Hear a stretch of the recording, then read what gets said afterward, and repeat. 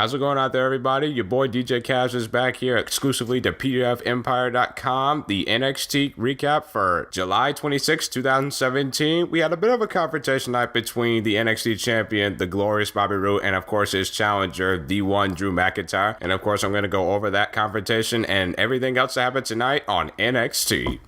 We kicked off NXT tonight, of course, with a bit of women's division action from NXT as one Ember Moon, as she continues her road to the NXT Women's Championship against Asuka. She took on, actually, former GFW and Impact TNA star, Lady Choppa, who got zero reaction, which I'm honestly not surprised. I mean, Lady Choppa isn't really that well known of a name on the indies, so not really sure she didn't get much of a reaction there. But I will say this: love the aggression from Ember Moon. I mean, this was really more or less a squash necessarily. I will say good stuff from Ember Moon in terms of showing a lot of aggression, because one of my issues that's been with Ember Moon, number one, she's garbage on the microphone. I hate to say that, but she is. But the best thing about it, she lets her in-ring speak for herself, which I think she can get away with.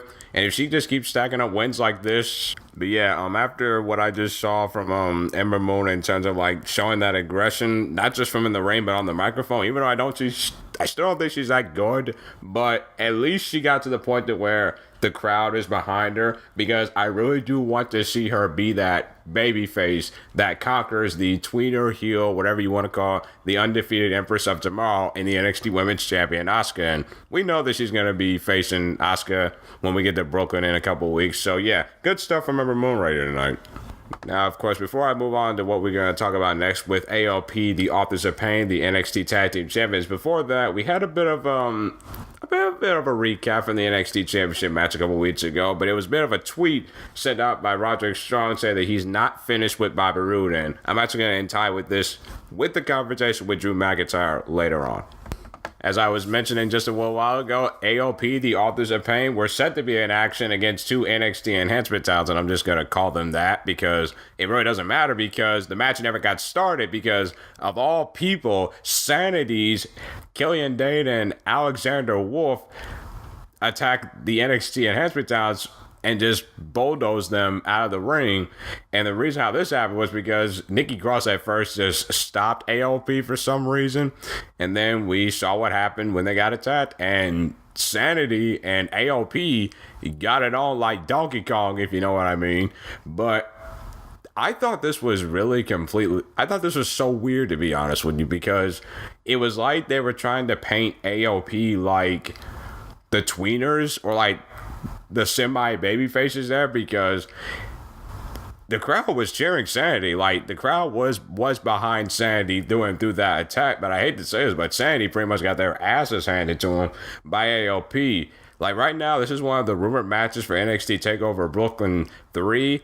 I have told you guys that this is the one match on the card that if it happens, it concerns me a bit, because I feel like they're just throwing Sanity out there because there's no one left for AOP to defeat, which is why I think they should have held off of Heavy Machinery and AOP to take over. But I guess they have their reasons. But yeah, I will say, though, I like the brawl and I like AOP for, like, you know, not backing down. But yeah, Sanity pretty much got mollywopped this week. Of course, next on NXT, we did get a bit of a recap from the No Way Jose Cesar Bononi match when Andrade Almas and this mystery woman, aka Thea Trinidad, the fiance of one Austin Aries, has been floating about with Andrade for the last couple weeks. I will say, they need to start really, like, showcasing like just who she is, because I feel like this has been going on for months and months now. But yeah, not really much to go off right here. Apparently the plan is for No Way Jose versus Andrade Almas, and like I told you guys last week, these are two guys in NXT that haven't really been able to find their footing for like last year. So I'm hoping that this feud sparks something. Next thing we had on NXT was the Velveteen Dream going one-on-one with actually Cesar Bononi. I will say, though, I like the aggression that Cesar has been showing, because even though he has lost, at least they're using him on TV for something, but he impressed me a little bit tonight, so I would like to see him more. As far as Velveteen Dream is concerned, it's just, I seriously do not know what to make of this game, folks. It's like, he plays it perfectly. He's doing it right, but it's like, I still don't know what to make of it. And honestly, ever since he made his debut, he hasn't really shown me much. So it's like, he got the win. And of course, we go backstage to a bit of an interview with one NXT GM, one William Regal, who made an announcement that we kind of saw coming. It will be Ember Moon taking on Asuka for the NXT Women's Championship in a couple of weeks at NXT TakeOver Brooklyn 3. This card's starting to take form, and that's what I really like about NXT. They're starting to really find their footing for this show. Up next here on NXT, we had Drew McIntyre, the number one contender, address his opponent, the NXT champion, the glorious one, Bobby Roode. I actually thoroughly enjoyed his little promo. Now, McIntyre, he's somebody that's not that great on the mic either, but he knows how to bring intensity when he is ready to do it, and he was able to get the NXT crowd behind him, the Full Sail crowd. This is actually legitimately the first time in a long time that I can remember when the Full Sail crowd actually was in unison and one actually stood up for something.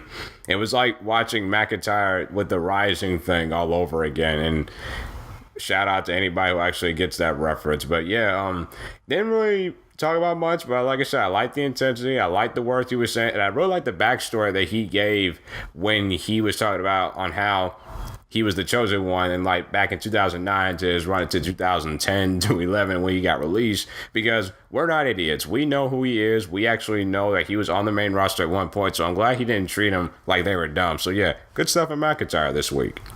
Main event time here on NXT as we had the knockout artist Kassius Ohno go one-on-one with Hideo Itami. The match I thought was very good.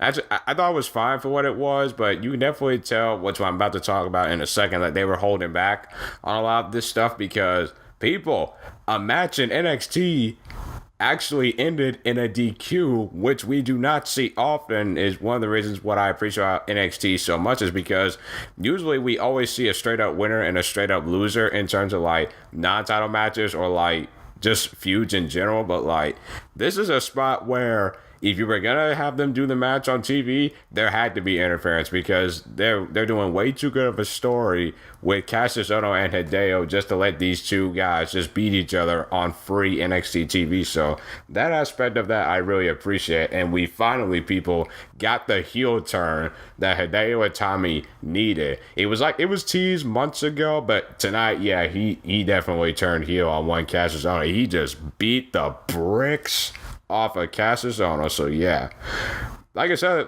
if you want to go back and see this match, I mean, there were a lot of stiff shots, I'll say that. But yeah, Hideo Itami, he actually gives Ohno a low blow, disqualifying him, giving Kassius Ohno the win, and then just GTS's him I've never seen anybody get GTS and destroys him. And Kassius Ohno is laid down as Hideo Itami walks off. NXT tonight, guys, I will say, you didn't really miss much on this episode. I mean, actually, go back and watch the Ohno Hitami match. I mean, you could see that. A bit of development with No Way Jose and Andrade, I guess. The Velveteen Dream, he's a big mystery. Can't wait to see what they're going to do with AOP Insanity, because that does intrigue me considering it is my tag team wrestling. And Ember Moon finally gets her shot at the NXT Women's Championship, which also next week it will be the NXT Champion Bobby Roode and the NXT Women's Champion Asuka making their return to Full Sail to address the situation. And also, one Johnny Gargano will go one-on-one with Ruha Mendoza, which, by the way, real quick, that promo that he cut was just...